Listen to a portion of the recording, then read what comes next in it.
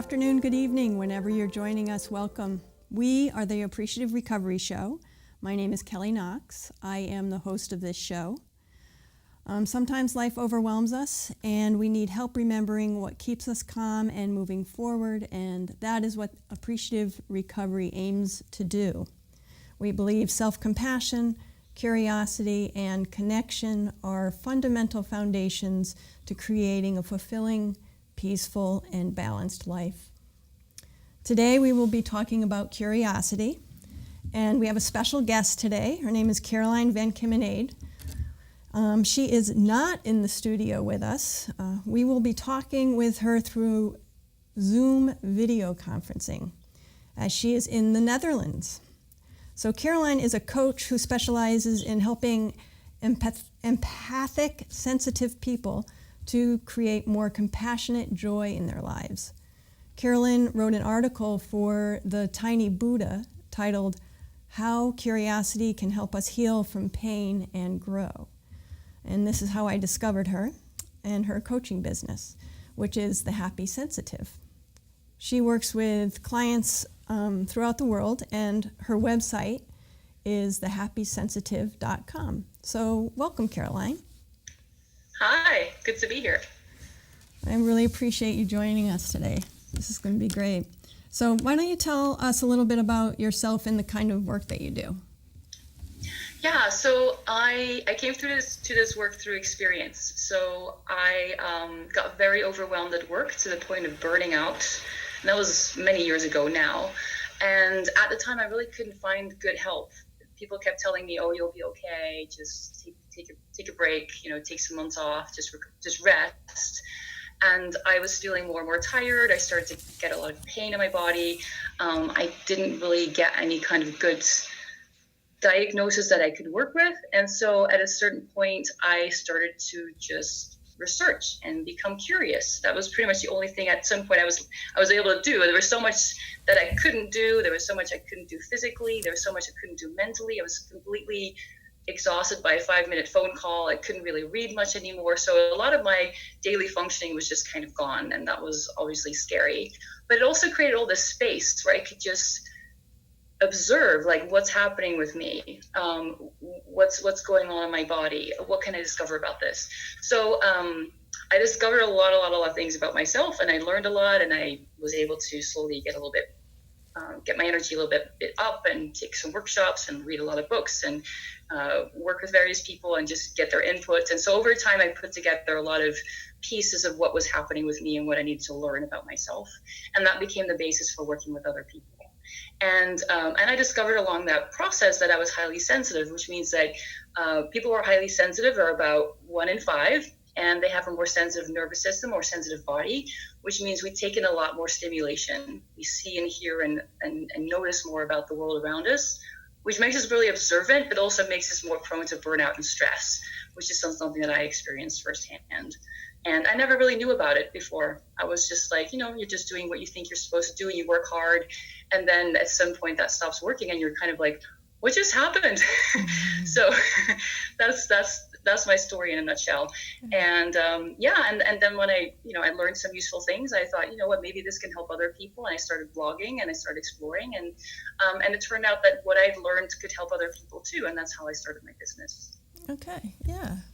Well, the article is really good, and I would advise anybody to, Google Tiny Buddha and curiosity, and Caroline will come up, and you can read that article. It talks a little bit about what you just talked about and so much more.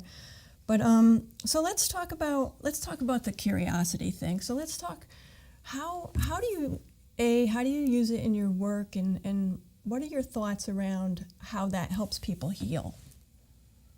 Yeah, so curiosity is such a huge thing because it's so easy, especially when you're struggling, you're in pain, you're in stress. It's so easy to go into judgment and fear and thinking that we know what's going on, that what's going on is bad, what's going on is a problem. I know this is going to go badly. I know this is not going to work. And we go into all these like dead end places in our brain that just make it worse.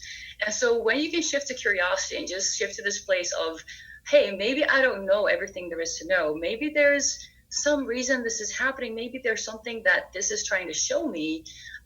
Then you start aligning with yourself and with your body in a whole new way. And you stop assuming that you're being punished, or that things are just happening to you randomly, or that there's something wrong with your body. And instead you start to wonder, like, oh, what if my body is doing the best it can, with given the circumstances, given my situation, and what if there's something for me to learn here about how I function and what I need. And it creates a totally different space, because then instead of it being a scary situation that shouldn't be happening, it becomes a bit of an adventure. Like, oh, I'm exploring. Like, what does this mean? What is this telling me?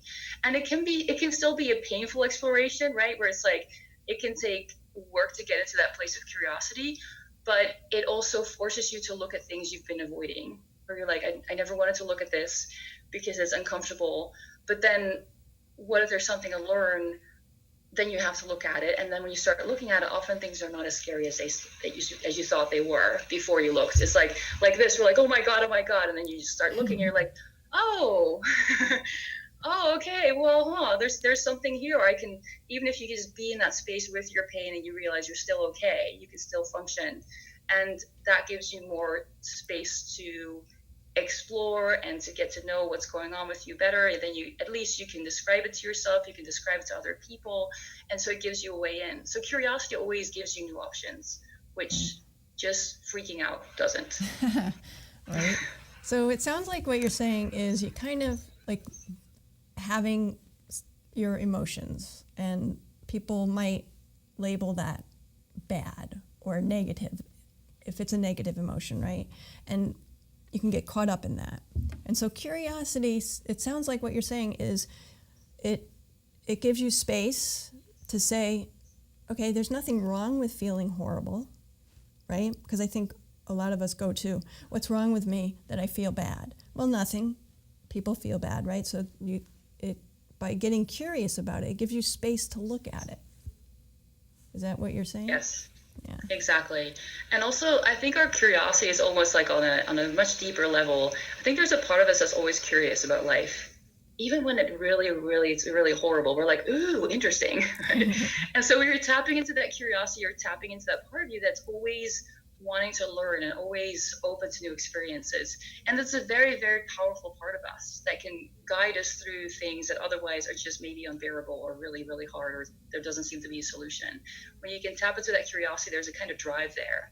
At least that's what I found. And yeah, we judge ourselves. We have all these images of how we're supposed to be, how we're supposed to live, what our life's supposed to look like. And from that place, you can get really, really stuck. And curiosity is just saying, well, if that's not true, what if there's something else possible? What if this is part of your journey and it's going to lead to something good? Right. So a lot of times when people talk about curiosity, sometimes it can lead to, yeah, I'm a curious person, and I read all the time, or I'm always researching. I'm really curious about something. I go to Google it, and that kind of curiosity can kind of get in the way of the kind of curiosity you speak to, right? Yes. You can be very curious about everything around you and just research that a lot and still have no clue of what's happening with yourself. So you're like, ooh, interesting book, interesting movie, interesting theory, and you're like soaking all that up, and then you just fill your whole brain with all these ideas, and at the same time you don't realize that your heart's constricted, or you have all this anger in your belly that's trying to tell you something because you're not paying attention, your focus is out there. Mm-hmm. So yeah, curiosity as in research, as in finding information about a topic, can definitely turn into a bit of a wild goose chase. And I've seen this with clients too. Sometimes if we freak out, if you like reading, you like researching, it can become a bit of a go-to habit to make you feel better. Like, oh, but I found some information, right? And a lot of times the curiosity we need is just being able to sit with ourselves and not know, and feel that and observe that and feel underneath all the fear and the judgments and the assumptions, and just be like, but what is really happening? And I often describe it as like, what if you didn't know who you were and what your body was and what all that means? You're just trying to describe the sensation. What would that be? And it takes you to this whole other place where it's more like an electrical signal, where something can be hot, or it can be tense, or it can be wide and expansive, or it can be contracted, and it kind of takes you beyond the mind where we think we know what it is, and you go into like, oh, it's kind of interesting. So it kind of moves a bit electrically here, and then there's some tension there, and it feels constricted over there. And then without all those labels, it's a lot less scary. And you can actually get into discovering more about yourself in a really new way, where you're like, oh, I never realized all that was going on inside of me. Mm-hmm. Yeah, it kind of sounds like you're saying that emotions, like you can cognitively sort through emotions, but that's not what emotions are.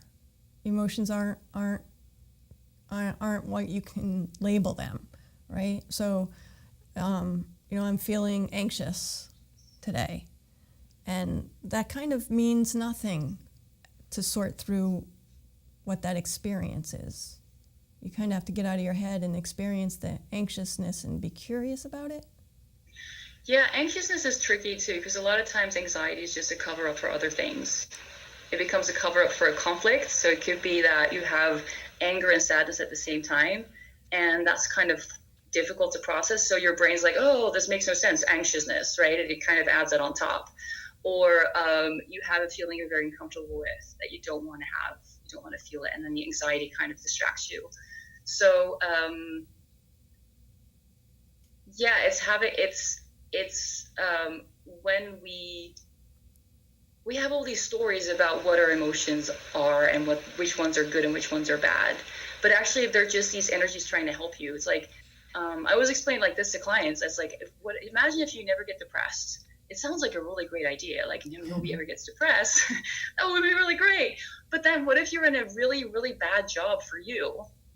Then you never get depressed. You would probably stay there because it wouldn't get bad enough for you to leave, unless maybe you get really angry or something. But a lot of people, we get depressed when we're kind of in a rut. We're not doing what we really want to do. And the depression is trying to tell us like, hey, this isn't good for me. This is not what I want. And obviously it's going to feel bad because it's trying to get your attention. It's literally trying to tell you like, this does not feel good, right? And so we really need to feel that, because otherwise we can just kind of talk ourselves out of it. It's uncomfortable because it would be so convenient to stay at this job perhaps, or just keep doing what was difficult or painful. And so the emotions give us this energy to say, no, I need to change, or I need to do something. And they all have their own drivers. You can't, it's hard to take action when you're sad. That's not what sadness is about. But there's other things that are easier to do when you're sad, to be more reflective, to let go of certain things. And when you're angry, you have all this energy to do stuff and to break through things and to go against the current. So like they all have these impulses and these movements that are trying to help you, but we often get stuck when we're like, oh, this is good, this is bad, this is a positive emotion, this is a negative emotion, this is what I should be feeling, this is what I shouldn't be feeling. And so curiosity opens all that up. It's like, maybe this is here to help me right now. Maybe this is useful. Mm-hmm. Maybe I don't know what it really is, and I could just feel into it and explore it. Yeah. So the key to curiosity and really opening yourself to it is doing it in a non-judgmental way. Yeah. Which is hardest when it comes to ourselves, right? You could be like totally non-judgmental about anyone else, and then when it comes to ourselves, we're like, but I'm not supposed to have those feelings or do this thing or have those needs. But that's where it's really powerful. Yeah. It can stem from I don't want to have these feelings, right? Right back to like the feelings are telling you, something's not right, and the curiosity brings you to what that may be. It peels back the emotion. So your cognition brain says, I'm anxious, and curiosity brings you to that conflict that you spoke of. So the curiosity actually can peel back, as they say in some recovery circles, the onion, right? Yep. Yeah. Yeah, that's what it sounds like. What's underneath this? What's driving this? What is this really about? And never stopping and thinking you have the answer. Like, especially when things feel really icky and you feel really horrible, don't assume that that's your answer. Mm-hmm. That's where curiosity can really help you out. Like, oh, maybe whatever I'm assuming about this is not the truth. Right. And you just keep exploring. Yeah. So we're talking a lot about feelings and emotions, and what's your thoughts on where feelings and emotions stem from, and how they manifest? Yeah, so this is an interesting thing because in the whole spiritual community and also the psychological community, there's all these assumptions. There's a very common saying that your thoughts create your emotions and your emotions create your actions. And that's like one way that it goes, but it also goes the other way around, where you just have impulses that start as feelings, and that's their origin, and then you create thoughts to match them, right? And sometimes those are correct, like they match the situation and what it's about. Sometimes not at all. Like we just have this grief, or we have this grief or this anger about something. Our brain's like, oh, I know what this is. But if we haven't actually spent enough time just being curious about it and just feeling it as it is, we might draw these totally different conclusions. But either way, yeah, it goes both ways. So you can have a lot of feeling that isn't really felt and processed, which can lead to all these thoughts. And working on the thoughts is not going to change anything. Having positive thoughts is not going to change those feelings, because the feelings are trying to tell you something, and they're not just the result of what your brain is coming up with.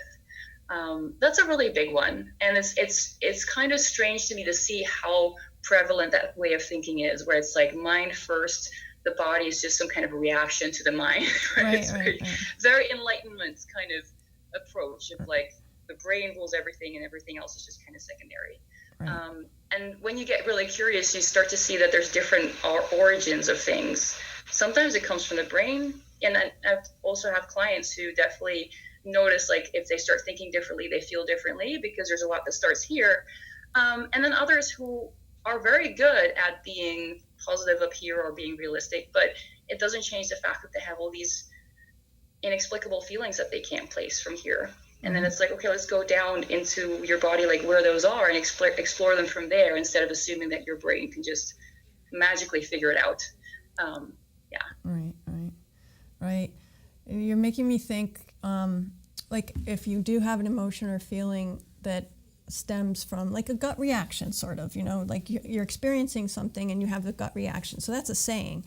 And the reason it's a saying is because you react to it from your gut, right? And then your brain goes and tries to give it a definition. And then it gives it a definition that just makes it worse. And then it becomes a cyclical thing, because you're trying to think your way out of this negative gut reaction. Right. Yeah. Right. And especially around anger, there's a lot of like judgment there, right? Where sometimes if you're someone who's angry all the time, obviously this may not apply, but especially people who rarely get angry, usually if we get angry, it's for good reason. But our body can be really first and notice things about our environment or other people that our brain doesn't comprehend yet. So you can have an experience where you feel angry, you're upset, you're like, this is wrong. And your brain's like, what do you mean? Like, everything looks fine. Right? On the surface, everything looks fine.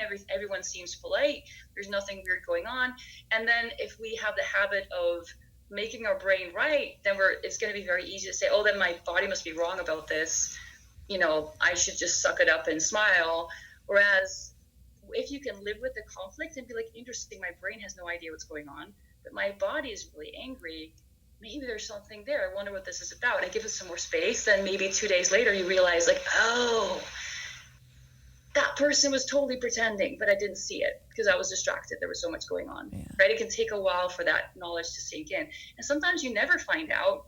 You just find out that you respond angrily to someone or something because there's something about it that doesn't work for you. You can't really label it or explain it perfectly. But if you get to know yourself a little bit better, then at some point like, okay, I don't know exactly what the answer is here, but I know this is somehow not right for me, and I don't need to know exactly what or why. I can just say, okay, gut reaction is like, don't do it. I can just go with that. That's enough. Right. Yeah. Right. And when you say gut reaction, my reaction is when someone has a gut reaction, you have to make a decision on how to respond to a gut reaction right away, and that's not necessarily true or helpful. Yeah, we put so much pressure on ourselves to figure ourselves out right away, right? It's like, well, if I have some kind of signal on the inside, I need to know instantly what it means and what I need to say to people and what I should do, and that's not realistic, especially when there's some conflict internally. You can't really place it. So just giving yourself permission to be like, I'm not going to react, or I'm going to tell this person if they want a reaction that I need today to think about it, because that's totally okay. Mm-hmm. And that's, again, also part of that being curious. Because it's like the quickest way to just answer something is just go on autopilot. You just say what you always say. That's the quickest. But if you're being curious, you're going to need more time, because it's an exploratory process. It means you don't know the answer yet. It could be anything. Maybe it's the standard answer you always give, but maybe it's something else. But that's often, it feels like a weird thing to do at first, because it seems like everyone's expecting you to just right away react. Right. But yeah, that's often a problem. It's like that difference between responding and taking some time first to notice what's happening and then deciding how you react, versus just throwing something out there that seems to, do the job Right. in some way. Yeah. Yeah. And then the more you get to know yourself, the quicker you may be able to respond too, right? And by know yourself, I mean what we're talking about through the curiosity lens. Yeah. Yeah.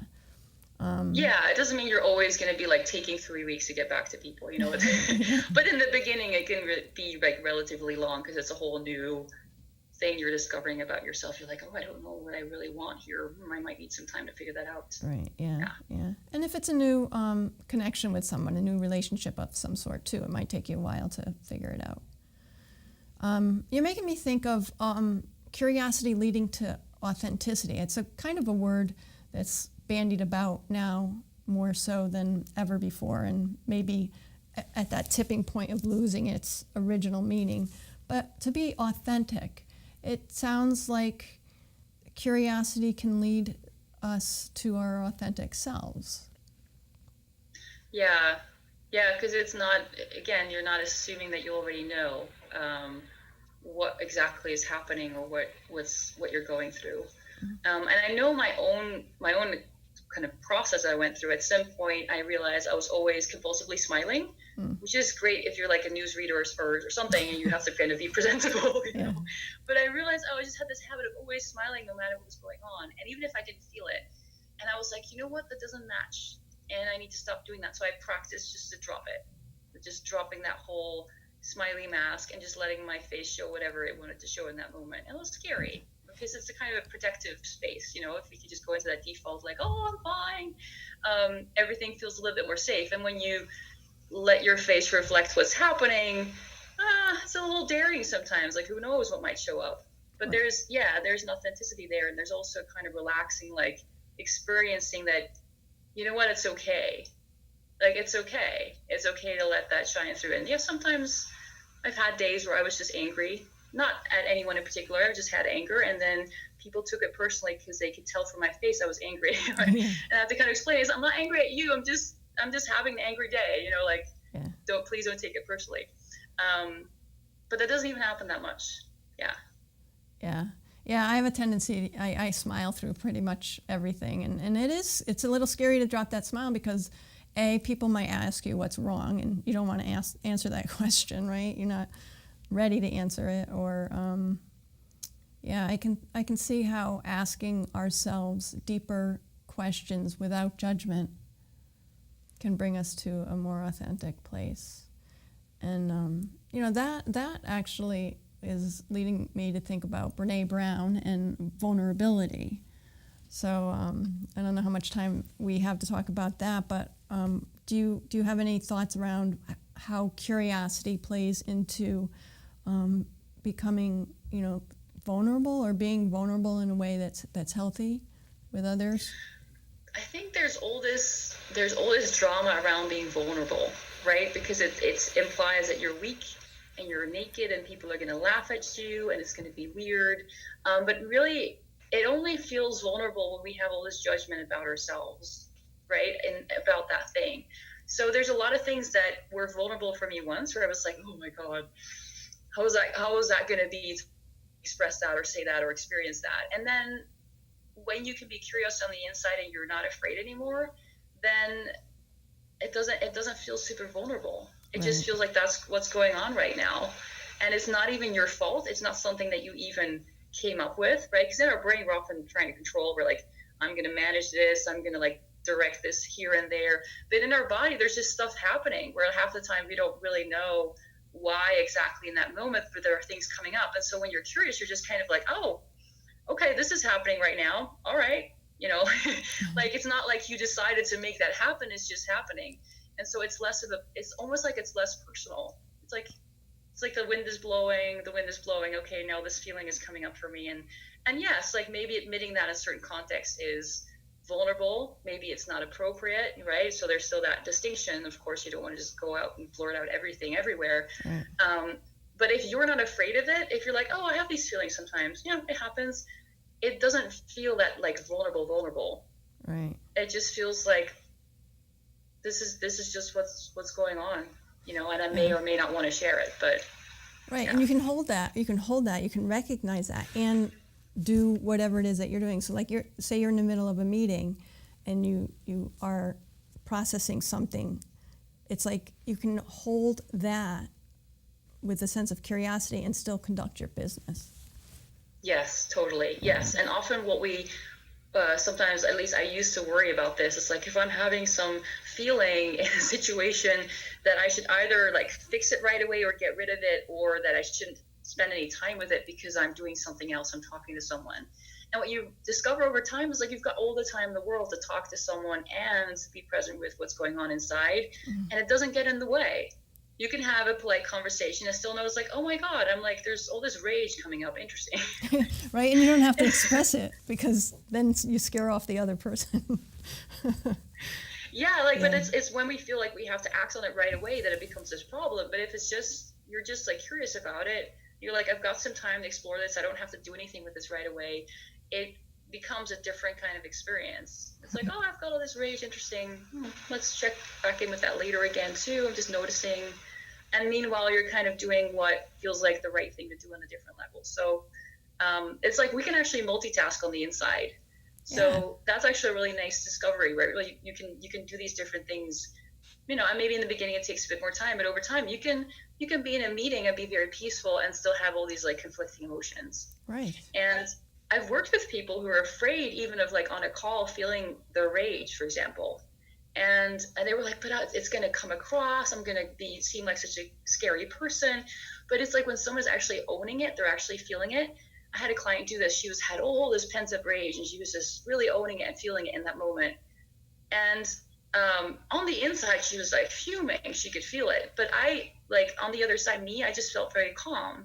It felt almost like she was meditating because she was so serene. Right. Because she was owning it, right? So we often think, oh, if I'm getting in touch with my anger, I'm going to be this angry person. But it's only when we're trying to get rid of it that we become angry and icky and difficult for other people. It's when we're fully owning it on the inside.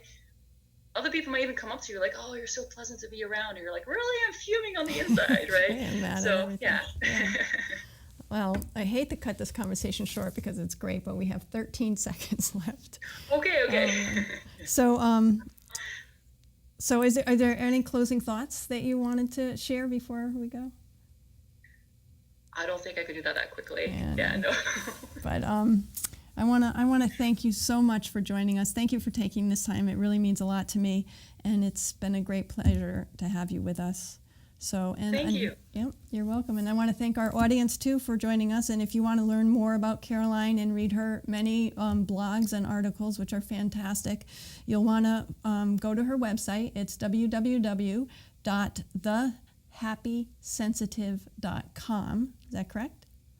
Yes, yep. Exactly. And to learn more about appreciative recovery and what we're doing, and if you want to become more involved in the movement and incorporate more self-compassion, curiosity, and connection into your life, visit us at www.appreciativerecovery.com. Thank you.